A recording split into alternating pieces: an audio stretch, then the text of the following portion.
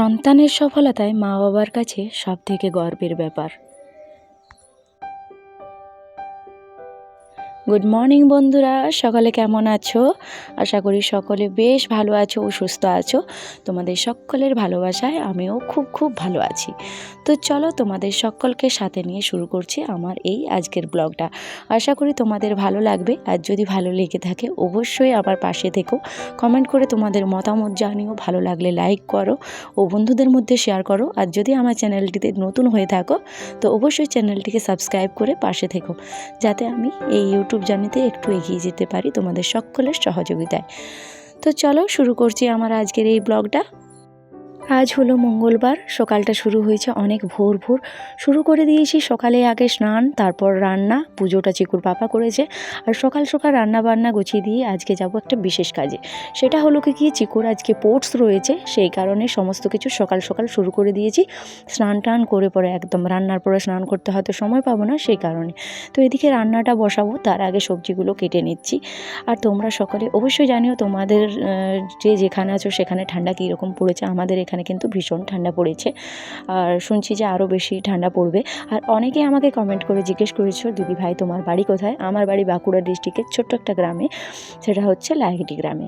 আর আমি ধরতে গেলে কিন্তু বাঁকুড়া ডিস্ট্রিক্টে পড়ছে, কিন্তু আমার পুরুলিয়ার মাঝামাঝি পুরুলিয়ার বর্ডারের সামনেই আমি থাকি, সেই কারণে ঠান্ডাটা অনেকটাই বেশি এখানে। তো চলো এদিকে আজকে আমি রান্না করে নিচ্ছি। এখানে কিন্তু শুক্তো করব, তো শুক্তো করার জন্য কিন্তু আমি ওই প্রথমেতে সবজিটা যেগুলো সেদ্ধ করার, যেমন কাঁচকলা, গাজর, আলু, এগুলো একটু সেদ্ধ করে নিয়েছি। আর বাকি সমস্ত কিছু ঝটপট করে ভেজে নিলাম, এরপর সবজিটা করে নেব।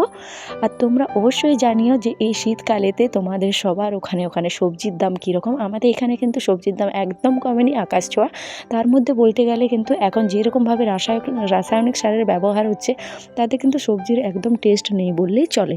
তো কী হবে বলো তো, মানুষকে তো খেতেই হবে, সেই কারণে আর কি, কিনে যতই দাম হোক খেতেই হবে, সবজির যেমনই টেস্ট হোক নিতেই হবে, সেই হয়েছে ব্যাপার। তো এদিকেতে আজকে তার সাথে করব আমি যেটা পেঁয়াজের ছোট কলি হয়, পেঁয়াজের যে কাঁচা এটা ধরো ছাঁচি পেঁয়াজের, ওইটা তো রান্না করা হয়, তো ওটা আমি পোস্ত দিয়ে করব। তার সাথে এখানে করে নিলাম ডালটা আমি সেদ্ধ করে রেখেছিলাম, তো একবারে ওটা ছুঁকে নিলাম। আর এই দিকে যেহেতু পেঁয়াজটা এটা আমরা আঁশ হিসেবে ধরি পেঁয়াজকে, তো আমি ওই গ্যাসটাতে না করে ছোটো গ্যাসটাতে করে নিচ্ছি পোস্ত সবজিটা। এই হলো কি আজকের রান্না।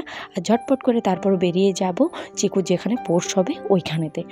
আর আজকে আমাদের এখানে লাইনটা মোটামুটি সকাল দিকে ঠিকই আছে, কিন্তু এই সময় লাইনটা মাঝে এক দুবার আপ ডাউন হয়েছিল। তো একজন দিদিভাই জিজ্ঞেস করছিল যে তোমার বাড়িতে কি ওয়াইফাই নেই দিদিভাই? না গো, আমার বাড়িতে কোনো ওয়াইফাই নেই, মোবাইল থেকে আমি ভিডিও করে ও সেগুলোকে কিন্তু মোবাইলের যে নেট থাকে সেটা থেকে আপলোড করি। আর এদিকে চলো অনেকটা সময় পেরিয়ে যাওয়ার পরে আসার সময়টা শেয়ার করতে পারিনি তোমাদের সাথে। এই যে মাঠটাতে চলে এসেছি, এখানে কিন্তু খেলা হবে ওইখানেতে। আর এখানে খেলার সময় তোমাদেরকে একটা কথা বলি, এখানে খেলার সময়টাতে আমি কোনো ভিডিও করতে পারিনি, কারণ করা অ্যালাউ নেই। এই যে এসছি খেলার, এইখানে চিকু সোনার আজকে কোর্স আছে। এই যে চিকু সোনা এসছে, পাঁপড় খাচ্ছে, চিকু পাঁপড় খাচ্ছে এখন। তো কোর্সেতে আজকের ইয়েতে চিকু ফার্স্ট হয়েছে যোগাসনে, তো এখন প্রাইজ একটু পরে দেওয়া হবে, তারপর সার্কেলের খেলাতে নাম যাবে ওর। দেখি চলো। আর তোমাদেরকে যেরকমটা বললাম যে সন্তানের সফলতায় কিন্তু মা বাবার গর্ব, তো সত্যি আমি আগের বছরের মতো এবছরও ভীষণ খুশি। কারণ আমার ছেলে হঠাৎ করে আমার ছেলেকে ডেকেছিলেন যে না চিকুকে করতে আসতেই হবে, যেহেতু চিকু আগের বছর ডিস্ট্রিক্ট লেভেলে খেলেছিল। তো সত্যিই ডিস্ট্রিক্ট লেভেলে কিন্তু চিকু সেকেন্ড হয়েছিল, যার জন্য রাজ্য স্তরে যেতে পারেনি, ফার্স্ট হলে যেত। আর এখানে দেখো চিকু ফার্স্ট হয়েছে বরাবরের মতো এবারেতেও। সেই কারণে সত্যিই আমরা মা বাবা হিসেবে ভীষণ গর্বিত। আর তোমরা সবাই আশীর্বাদ করো যারা বড় আছো, যাতে আমার চিকু আরও এগিয়ে যেতে পারে, মনের মতো মানুষ হয়, ভালো মনের।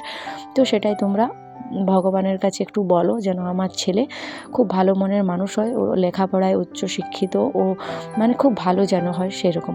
আর এদিকে দেখো চিকুকে গিফট দেওয়া হচ্ছে, প্রাইজ পুরস্কার দেওয়া হচ্ছে। সেটা হলো কি একটা বড় দেখে এখানে জাম দেওয়া হয়েছিল, তার সাথে দেওয়া হয়েছিল সার্টিফিকেট ও মেডেল, সেগুলো পরে দেওয়া হয়েছিল ডেকে পরে। তো ওটা শুধুমাত্র যে ফার্স্ট হয়েছে তাকেই দেওয়া হয়েছিল। আর এদিকে আমরা এখন খাবার খেতে বসে পড়েছি, এই যে মাঠের মধ্যে, এখানেতে আজকে খেয়েছিলাম খিচুড়ি, তারপরে ঘর যাওয়ার জন্য বেরিয়ে পড়বো। আর এই যে দেখতে দেখতে আমরা বাড়ি ফিরে চলে এসেছি, অনেকটা সময় হয়ে গেছে, তাহলে আজ তো আর দুপুরে রেস্ট করা হলো না।